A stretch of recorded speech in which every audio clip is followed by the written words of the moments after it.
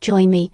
Thorne's voice was a silken thread attempting to ensnare him. This is not a battle you can win. It's a dance. A glorious ascension.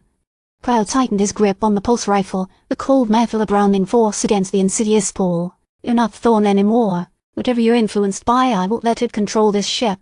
He could feel the pressure in his skull, a subtle twisting of his thoughts. Images flickered his wife's face, a laughter of his children, phantoms used to anchor him.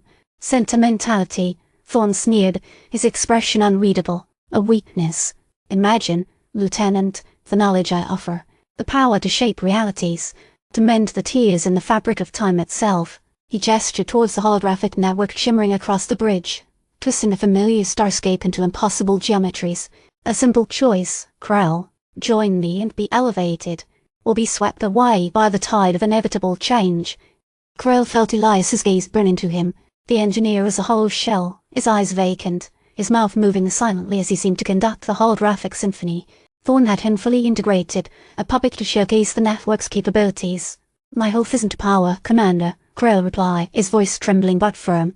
It's to the Stardust and the people aboard. He raised his rifle, the barrel gleaming under the emergency lighting.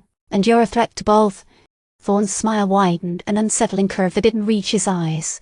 Such a shame, such wasted potential. He took a step forward, his hand outstretched. A wave of intense white light erupted from his palm, engulfing Krell. The lieutenant braced himself for the impact, for the shattering of his will, but instead of pain, he felt a strange detachment.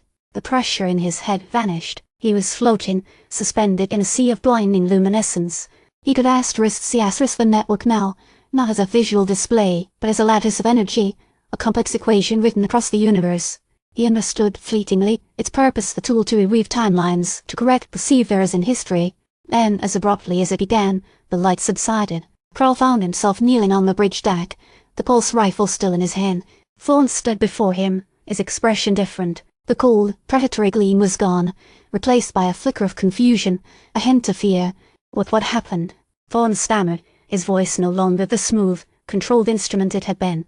I don't remember. He looked around the bridge, his eyes darting from the scattered crew to the destroyed view screen. The alien warriors, previously standing at rigid attention, seemed hesitant, uncertain. Report, Thorne said, his voice strained. Status report. What is the current objective? Vance's voice crackled over the comms, his tone a mixture of surprise and relief. Commander, are you all right? Yes, Vance, Thorne replied slowly. Something interfered. A surge. I seem to have lost track of events. He glanced at Krell, his expression unreadable. Lieutenant, what is our current operational directive? Krell felt a surge of adrenaline coursing through him. Had he broken the influence? Or was this another layer of manipulation? He chose his words carefully. Our primary directive remains the transport of vital medical supplies to Kepler 186F, Commander, as per original mission parameters. Thorne nodded slowly. Correct. Kepler 186F. Medical supplies. Continue the mission. Vance, initiate jump sequence. Plot course for Kepler 186F.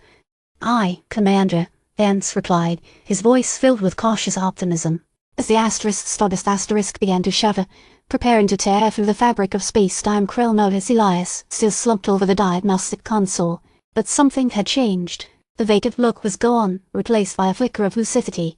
Elias looked up, his eyes meeting Krell's. He opened his mouth as if to speak, then abruptly shook his head, as if warning him not to speak. A single, silent tear rolled down his cheek. The ship lurched violently, and the familiar sensation of hyperspace slammed into him.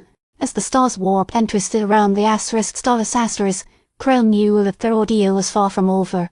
Something had been altered, something profound. The game was still in play, and he had a feeling that the stakes had just been raised. The silent tear from Elias haunted him. He wondered what warning he hadn't heard, or what role he would play next.